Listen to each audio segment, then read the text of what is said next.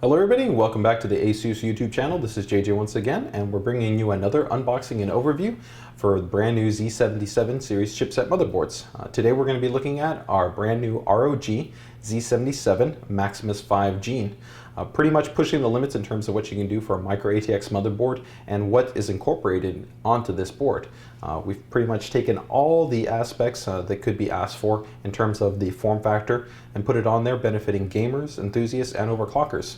So as always, we're going to go ahead and cover a couple of different levels as far as what comes with the board, from the accessories to talking about some of the technologies that are on the box, as well as taking a look at the physical layout and topology of the motherboard itself. Starting off first, we've got the motherboard manual and user guide. This pretty much is going to give you all the key information on how to get the board set up, specification information, driver installation walkthroughs, FAQs, and a whole bunch of other good stuff in the event that you need to reference any information that's specific to you getting your Maximus V Gene set up. In addition to that, we've got, of course, the support driver disk and software installation disk. So this is going to cover your AI Suite 2 software, as well as provide you all the key drivers to get the board up and running. So always make sure and check out support.asus.com for the latest version of the software and the drivers. In addition to that, we also have a nice little sticker kit that comes included. This is actually a labeling kit that works in conjunction with the serial ATA cables, allowing you to quickly go ahead and assign which cable is designated to which port, and allows you to even go ahead and write maybe which one might be a storage volume or an OS volume, different things like that. We've got, count them, 6 serial ATA cables, with 4 of these cables, 2 coming in each pack, being SATA 6G capable, and then the other ones being SATA 3G capable. Next up, we've got our IO shield. As always, it's actually our Q shield, so that's our padded shield design. Makes it a little bit easier in terms of not having your fingers be cut or poked when you're going ahead and inserting this inside the chassis, as well as actually this protective plating right here helps to minimize any type of interference that could potentially come through the back plane on the IO plane that could cause stability issues with the board. We've got an ROG Connect cable. This will go ahead and connect to one of the USB ports, allowing you to go ahead and connect it to a USB-enabled Windows PC, so you can go ahead and have low-level control as well as monitoring and diagnostic abilities through our ROG Connect application. Next, we have our Q connector. This is a great and easy way to allow you to take the front leads from the inside of your chassis, such as your power, your reset, your HD LED, go ahead and pre-plug them into the actual Q connector, and then from there take this Q connector and plug it into the motherboard. We also have one Q connector for the USB port. Next, right here, we've got Sli Bridge as the board. Even though it's a small form factor board, Micro ATX does allow for either Crossfire or SLI support. Now this is a two-way capable bridge. We don't include a Crossfire cable because those are generally included with all AMD graphics cards. Next, we've got our mandatory gaming swag right here. This is our doorknob hanger. Allows you to know that you're gaming, to not be disturbed. It's a pretty cool little add-on there. And next, we've got something actually really special that we'll go a bit more into detailing when we actually take a look at the board and its physical layout and the connections that it has available. But this is a brand new patent pending actually design that we've gone ahead and incorporated called our M-Combo module. This module actually will allow you to go ahead and attach any mini PCIe based device as well as any mSATA based device. So it opens a lot of flexibility in terms of the connectivity options you have available for this Micro ATX board. So very cool. Okay, now that we've gone ahead and covered the accessories that come included with the Maximus V Gene, we're going to go ahead and actually take a look at the box and detail some of the technologies that actually come incorporated with this board. So starting off here from the top, we've got something brand new, which is our SupremeFX 3 sound. This is a new audio design that we actually introduced on our X79 series of motherboard, which you can see actually highlighted by this actually lit trace design right here. This is actually an independent audio moat design, which actually is, as a moat is in real life, separates this part of the board from this part of the board, helping to have much better performance in terms of minimizing interference, improving signal and noise ratio, lowering the noise floor, and overall giving us much closer rated specification of what our codec actually allows for.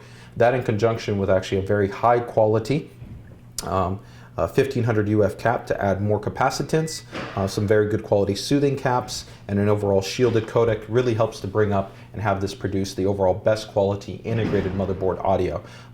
You know, you're still going to be able to have the best quality audio from a high-class discrete audio part like a Zonar DX or a Zonar Phoebus, something along those lines, but in terms of if you're looking for the peak of integrated motherboard audio, this is pretty much it. So very cool design there.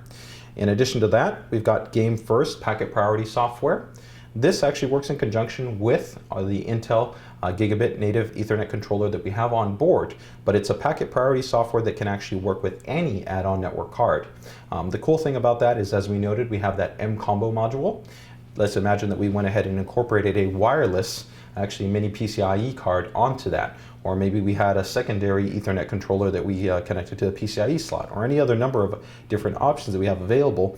That packet priority software can actually work in conjunction with any one of those controllers, helping to go ahead and minimize latency, improve throughput, or you could have optimized packet priority setups specific to even game titles. So it's a very cool piece of software, has a lot of flexibility to it, very easy interface to work with, whether you want to go ahead and assign it to different applications or different functions, like let's say voice over IP versus downloading versus browsing.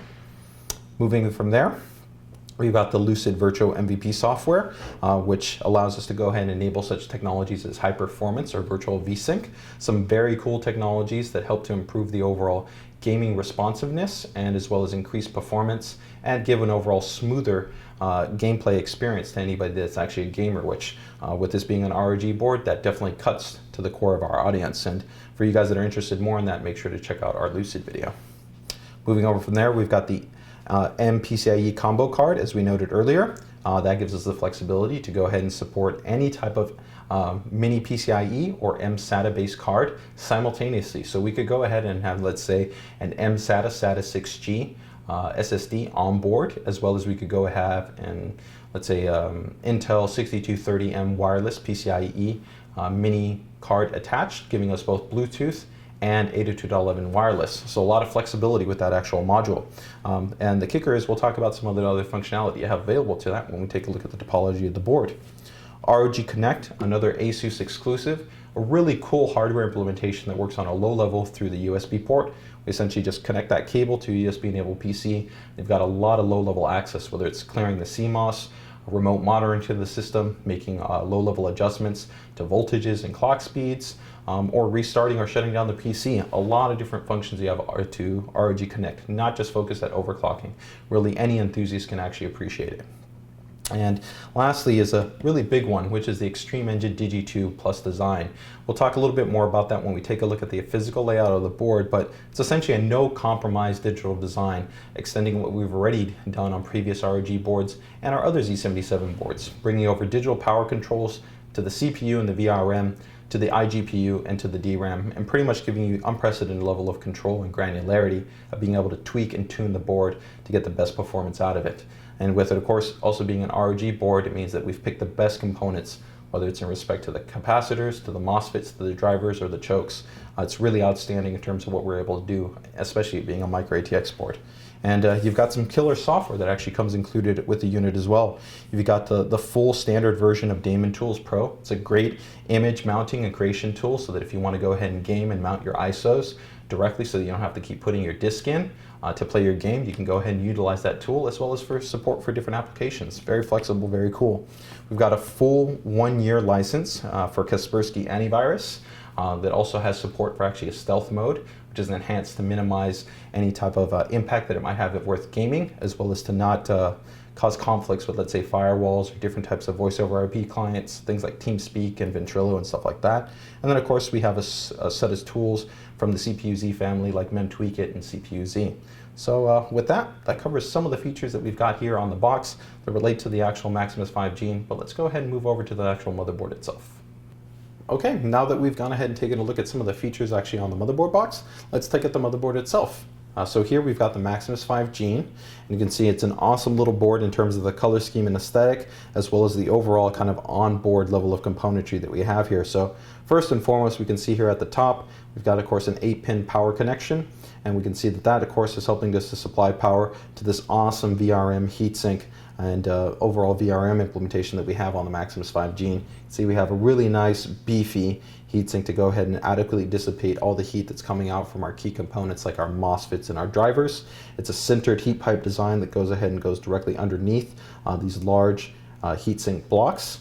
We then, of course, in terms of the component quality, it's outstanding. We've got the highest quality capacitors that are on the market with the Nichicon GT series. They have an outstanding level of performance in different types of temperatures, especially in hotter ambient temperatures, with it being a small form factor board, it's definitely a consideration because it's going to be generally in a more cramped type of chassis, especially if you're incorporating high performance dual GPUs in here, you're adding even more ambient temperature. So we wanted to make sure that we stepped up from even already the high quality Japanese capacitors that we were using on all the rest of our boards to even better capacitors for this actual ROG board. In addition to that, of course, we've had these really high performance alloy based chokes that are on the motherboard as well. That gives us a really high level of power delivery, especially as we increase the load. This board in itself has actually already set an outstanding performance marker for Ivy Bridge overclockability for the guys that are really pushing the board.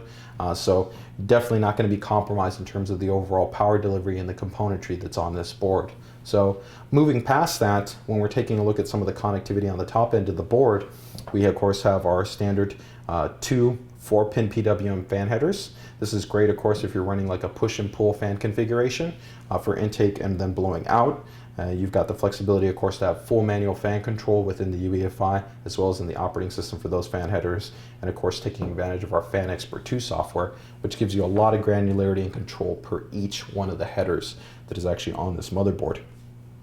Moving past that, here we've got, of course, 4 DIMM banks, just like every other Z77 board, but unique to ASUS and ROG, of course, is that we have a custom trace layout developed by the ROG team, really tweaked and tuned to maximize memory overclockability. With the majority of our other boards, they're all quote-unquote generally rated between 1866, like the Sabertooth board, up to 2400, which many of our other Z77 boards, like the Deluxe, are. But with the ROG, we've taken it to the limit and qualified at a minimum of 2666, assuming you've got a memory controller that can run that. We've got some outstanding Corsair GTX 8 kits. These are 2400 kits that definitely this board would be able to run without any issues, even when fully banked in terms of all DIMMs. Now, keeping in mind that these are 2400, we can push the envelope even further. This actual board, in terms of the trace layout between the actual memory banks themselves and the actual CPU, is using a new type of layout called T-topology. And the T-topology design allows us to really go ahead and push the frequency potential to a significantly higher degree. In our labs, we've already gone ahead and broken over 2800 for actually kits that might come to the market.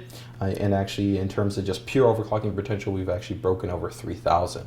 So very impressive in terms of what this ROG board brings to the table with that T-topology layout, as well as the digital power control that's now been incorporated on the board as well. So moving over here next to the memory, we've got a lot of little buttons, and we have some connection points that all go ahead and allow us to do some diagnostic and some monitoring. So let's go ahead and give you a little bit better view here. And we can see right here from the very top, we have our voltage read points. So this is going to be great for you guys enthusiasts, tweakers, that kind of really want to make sure and check on your actual voltage lines, whether it's for the memory controller, for the DRAM, for the CPU vid core, whatever it might be. And go ahead and take your multimeter, go ahead and make those connection points, and go ahead and get a more accurate reading to see what's going on there. Next up, we have our actual Go button. Go button actually serves 2 functions. One function is actually as our memo-K, which is our quick function allowing you to go ahead and resolve any type of memory post issues or initialization issues or compatibility issues.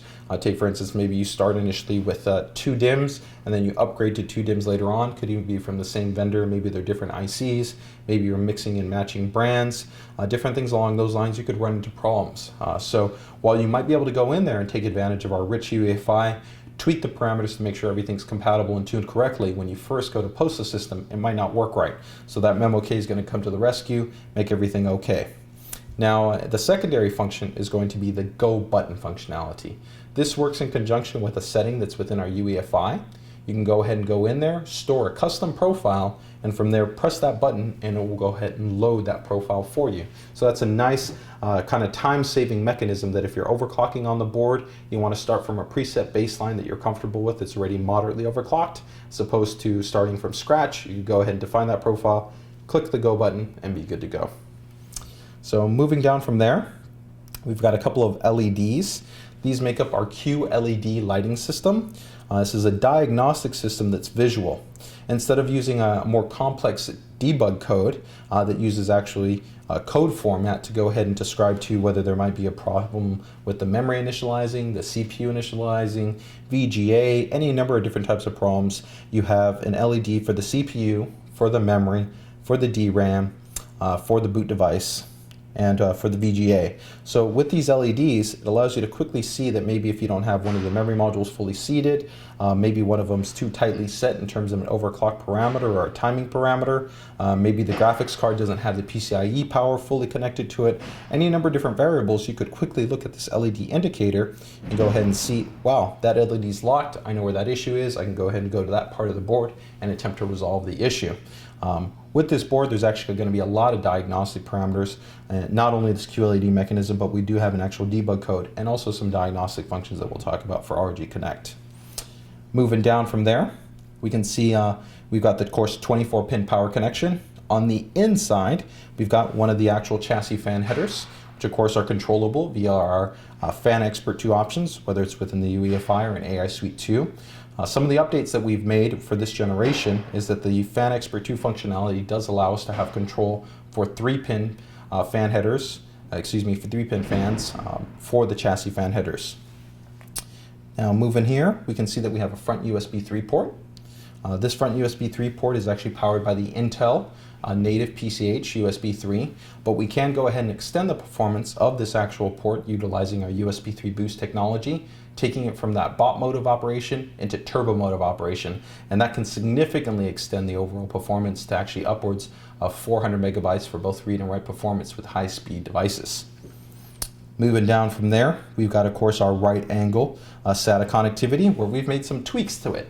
Normally, when you're taking a look at 6 SATA ports like this from the PCH, you would expect, of course, 2 to be SATA 6G, another 2 to be 3G, and then another 2 to be 3G, because 6G, in terms of 2 of those ports, are provided natively by the chipset. Because this is a small form factor board, and of course of everything else that we've packed on here, it makes it a bit more difficult to try to pack on 8 ports.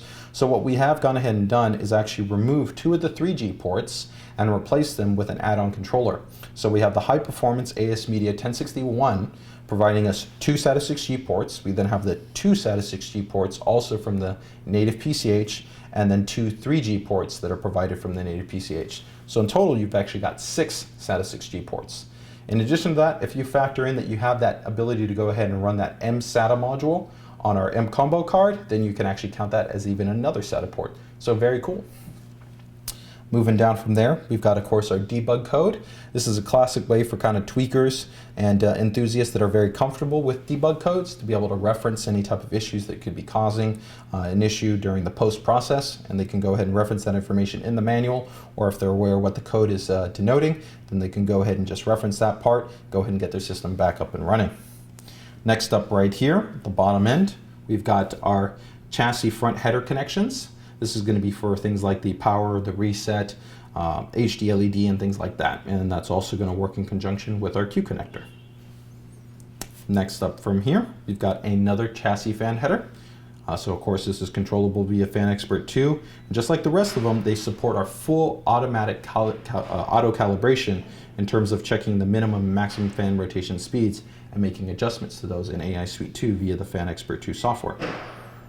From here, we've got 2 front USB 2 ports. Okay. Next over from here, we have one really cool option, which is our Thunderbolt Header. This is going to work in conjunction with the by-4 slot that you can see here. This is an open-ended by-4 slot where you could go ahead and install the Thunderbolt card and then run a cable from that Thunderbolt card to this header, then equipping you with the Thunderbolt interface, allowing you for some very high performance connectivity. So that's a very cool option in terms of being able to even take this jam-packed Micro ATX board with connectivity and being able to take it even further with the latest generation of high performance connectivity. We've got, of course, our classic performance buttons with the power and restart button. And then we have our front audio HD connection. Now from there, we've got, of course, the high quality SupremeFX 3 audio design. And what we're going to go ahead and do is stop here in a moment, and we're going to see if we can actually show you the trace layout actually on this design, so you can see the actual separation in terms of the PCB from the primary layer to the actual audio layer.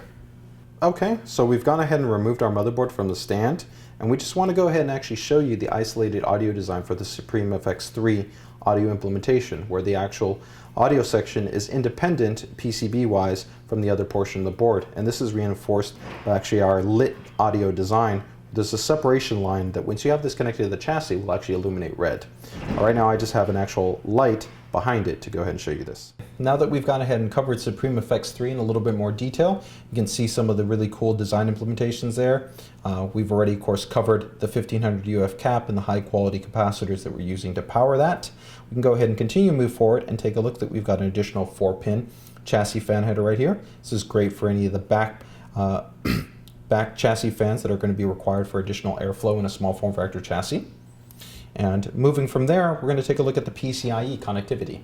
So starting from the top, we've got a physical by 16, and this of course will run electrically by 16 at Gen 3 operation, as that's provided directly from the PCIe lanes provided from the CPU.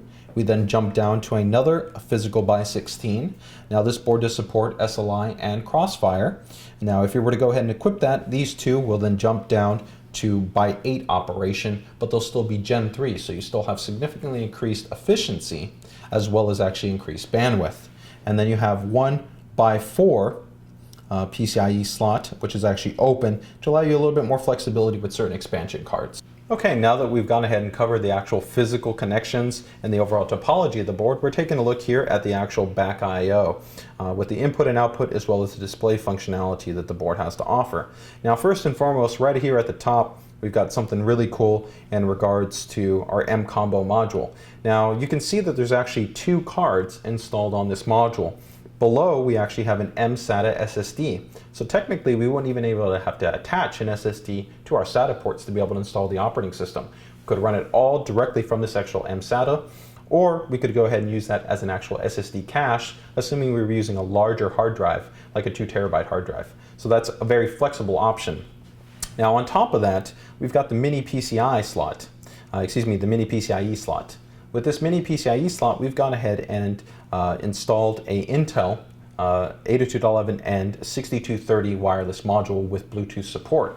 So the cool thing about this is not only do we have dual band wireless, 2.4 gigahertz and 5 gigahertz, as well as Bluetooth 3.0, which is high speed Bluetooth, but this Intel wireless adapter in conjunction with the Ivy Bridge graphics core, okay, as well as the Z77 chipset, all come together to actually enable WiDi support. So this is very cool. For the first time ever, you're going to actually be able to run WiDi functionality from your desktop. What that means is you're going to have wireless display functionality available to you. So if you wanted to go ahead and have a WiDi receiver connected to your monitor or to your television, 15, 20 feet away, you could go ahead and stream out everything that's on your desktop. With WiDi, not only do you have streaming functionality, you go ahead and be playing a game, maybe something like Team Fortress 2, StarCraft 2, any number of different games that can run very smoothly on the Ivy Bridge graphics core, and be playing those on your 1080p high-def TV in the living room, all wirelessly without any issues. You also have some additional multi-monitor flexibility with WiDi support, where you can go ahead and run project or clone displays or extended display configurations. So a lot of really cool functionality that you have available to you via the M-Combo module, as well as making the right selection choice in terms of your wireless adapter. But once again, keep in mind that neither one of these items come included with the board. The M-Combo module allows you to go ahead and install whatever you would like, whether it be an mSATA, a wireless adapter, a TV tuner, any number of different devices that are out there on the market. Now we've got a button right above the actual M-Combo module itself. This is our clear Cmos button. So this is of course a push button mechanism to allow us to clear all the settings that are currently stored on the motherboard. This is great for overclockers that in the event that they push the board too hard and the automatic overclocking recovery doesn't work, they can go ahead and depress that and they'll be good to go. Moving down from there, we've got the Rog Connect button. This works in conjunction with this white USB 2 port directly below it. When you go ahead and connect the USB cable that's supplied, that white cable that we noted earlier, and we depress this button and we then connect that to, let's say, a notebook or to a tablet or any number of USB enabled Windows-based devices, we can go ahead and install our ROG Connect application, and we can monitor the actual debug code directly from that console. So that's an advantage, because keep in mind that your debug code's on the motherboard, but if your motherboard's inside of a chassis, it has a problem starting up, how are you supposed to look at the debug code? Or how are you supposed to look at even our QLED system? Those are great, but they're really only solid in terms of their usefulness when you're first setting up your system. If you've already got everything packed away, you'd have to crack everything open to get a look at that. With ROG Connect, you don't have to. You can also clear your Cmos without having to reach for the back of your chassis. You can start off and on your PC. You can monitor your temperatures. You could overclock the system dynamically while running software. So you have a lot of really cool flexibility that's available to you in ROG Connect. Moving past that, when not in ROG Connect mode, all these ports will serve as standard USB 2 ports. So this would be ideal in terms of your connectivity option for your USB keyboard and mouse, especially when first setting up your operating system, because you do want to keep in mind that the USB 3 ports on this back I/O, there's no driver support initially when you install the operating system. As such, if you had your keyboard and mouse connected, they wouldn't work correctly. So moving down from there, we've got two USB 3 ports. These USB 3 ports are supplied from the ASMedia add-on controller, so they do support our USB 3 boost technology to its fullest extent, meaning you can have them operate in bot mode, turbo mode, as well as the most advanced UASP mode for USB-enabled devices. So this really allows us to go ahead and significantly extend the performance, the functionality, especially for high speed and for flash-based storage devices when connecting to these USB 3 boost ports. You also do have the benefit that you can actually accelerate USB 2 devices like flash drives. For you guys that are interested in more information on USB 3 boost, whether it's the add-in controllers or the Intel controllers, make sure to check out the USB 3 boost video. Moving over from there, we have a non-powered eSATA port. This is eSATA 3 gigabit connection. Okay. Moving down from there, we've got our actual audio output and display connectivity. So we've got a Toslink optical output, and then we have an HDMI and a DP connection. Now these work in conjunction with the Ivy Bridge graphics core, so they do allow for things such as 3D support, full 1080p, and even 2K resolution support if you're looking at a high definition panel. You've got a lot of flexibility in terms of this. Now these also will take advantage of the Lucid software that we have that enable technologies such as high performance, access to QuickSync, so that actual fixed function encoding engine that's on the iGPU, even if you're running a discrete part, or things like virtual VSync. With all those things benefiting the enthusiasts as well as the gamers. For you guys that are interested in more information on Lucid, make sure to check out the Lucid video. Moving down from there, lastly we've got two more USB 3 boost ports, these being the Intel ports. Now while they don't readily support the actual UASP implementation in terms of increased performance, they do support the turbo mode. With the turbo mode, we can still actually exceed, with the highest speed flash devices, 400 megabytes read and 400 megabytes write. So very impressive performance that we can get from this Intel controller. And then right over here in terms of network connectivity, we have our Intel native gigabit Ethernet connection, which works in conjunction with our GameFirst packet priority software. This is an awesome piece of software that lets you go ahead and assign packet priority based on usage, whether it's things like voice over IP, downloading, gaming, web surfing, as well as supports customized profiles for whatever your usage model might be. And even if you're a hardcore gamer, you can actually go and define custom profiles specific to each game, allowing you to go ahead and get better latency, reduce ping, or any number of other performance enhancements that are relative to the network. So GameFirst is really cool. Now, I do want to note that GameFirst packet priority software, if you do install a wireless module, can work in concert with any wireless module that also gets installed on the board. So that's an additional plus. Lastly, we've got our high quality gold-plated jacks. That helps to minimize any type of oxidation that can occur, especially when you're moving this guy around, maybe at LAN parties. You get dust, debris, and dander that settle inside there. But this, of course, works in conjunction with our SupremeFX 3 audio implementation, and does give us a very high quality sound output with some nice driving strength because of that 1500 UF cap that we've got on the board. So that overall gives you a little bit of a roundup overview on the I/O connectivity and display output connectivity. Now, one note that I do want to make in regards to the wireless adapter, as I noted, neither one of these devices, whether it's the mSATA or the wireless adapter, come included with the unit. But something you do want to pay attention to is that when you do order your mini PCIe wireless module, you also want to make sure to get corresponding antennas. Now, this wireless module could potentially work without the antennas, but it won't work optimally. So if you want to make sure that you have the correct signal strength and overall best performance for Bluetooth and wireless, you're going to want to go ahead and get your antennas. They will have connection points such as these, and you just need to make some quick connections to the actual wireless module itself, and that will go ahead and enable Bluetooth and wireless connectivity. So very straightforward. So from here, we're going to go ahead and check out some mechanical layout, as well as some of the actual space considerations that you have when working on the Maximus V Gene. Okay, so you can see here we've actually got a Maximus V Gene fully set up with a CPU cooler, and a memory and a graphics card. We can see here, ideally, we've gone ahead and gone with a low-profile CPU cooler. We've got Thermaltake's Slim X3 cooler, which would work great in a small form factor Micro ATX chassis, where possibly you might have the opportunity of utilizing a tower heatsink. And of course, that doesn't impact the 4 DIMMs, even if they're high profile. So we've got no clearance concerns there, and we're good to go. Plus, the downfiring nature of the fan is going to go ahead and help bring a little bit of airflow across this VRM assembly, giving us a little bit better heat dissipation. Now, if we go ahead and tilt this gun over, and we take a look at the GPU, we can see that due to the right angle serial ATA placement, we're not impacting that at all, so we're good to go there. We still have full connectivity available, and even our front USB 3 port is independent of this area, so we have no issues and obstructions there. And we can see here that we still have accessibility in terms of go ahead and working with a secondary GPU. Now, the one thing that you are going to want to keep in mind is that if you do go ahead and run a secondary GPU, it will obstruct the x4 expansion slot that is required for the Thunderbolt connection, but that is just a reality of the minimized space that you have with the Micro ATX board. So to keep that in mind, if you are a user that is considering Sli or Crossfire, but you're also looking at Thunderbolt, you're really going to have to look at a full ATX board to be able to run Sli at the same time, or Crossfire Crossfire, while utilizing Thunderbolt. So let's go ahead and move over to a different board laid out with an actual tower heatsink to see how that looks. Okay, so here we can see that we've gone to a significantly more advanced tower heatsink.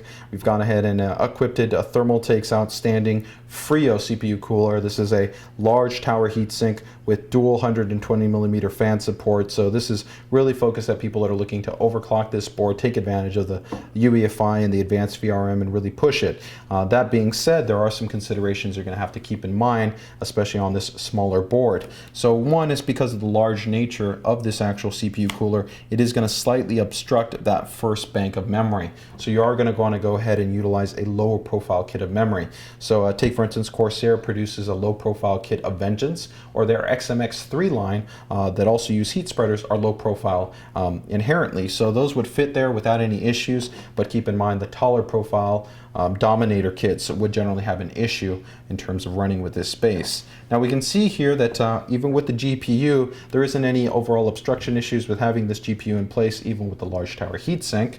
And we can still see that we have no issues in regard to the front USB 3 into the SATA. But one thing I do want to note is if we go ahead and turn this here for you, we can see that in this area, normally the DIMM retention clips would be obstructed on the bottom end here. But we have our patented QDIMM design, which allows us to go ahead and essentially insert and keep the actual DIMM locked in place with only one latch on this end. So it makes it a bit easier, especially in a tight, cramped configuration, to not have any issues with either inserting or removing the DIMM. Otherwise, the same considerations as we noted before in regards to dual GPU configurations in Thunderbolt are still present. So that overall gives you a bit of some layout perspective relative to mechanical considerations and layout on the Maximus V Gene. Okay, so that pretty much brings our unboxing and overview to a wrap. We've gone ahead and covered everything from the accessories to detailing the technologies and the actual physical layout, expansion slots, as well as the overall I/O connectivity and display output connectivity on our Maximus V Gene. So wrapping things up, the Maximus V Gene really sets the bar for somebody that's looking for the best of the best when it comes to Micro ATX and building a small form factor system without any aspects of compromise. At the end of the day, you've got amazing overclockability, extensive fan controls via the Fan Expert 2, a ton of game-centric technologies with SupremeFX 3, the GameFirst packet priority software, some really nice add-in software as well, and you've got awesome flexibility in that M-Combo module with WiDi support and M-SATA support for SSD caching. So pretty much a no-compromise design, and it's also a great option for you guys that actually are using only one GPU. A lot of times people ask the question of what's the best board to go with, and they're automatically thinking ATX board. But with over 90% of users only using one GPU, Maximus V Gene is really an outstanding option for you guys that are looking to get the best of the best in terms of what we do for our ROG boards, just it being a small form factor board. So that pretty much wraps up our overview here on the Maximus V Gene. As always, if you guys enjoyed the video, please make sure and subscribe. If you got any questions or comments, make sure and drop them there on the YouTube page, or as always, hit us up at Facebook or Twitter. So thank you.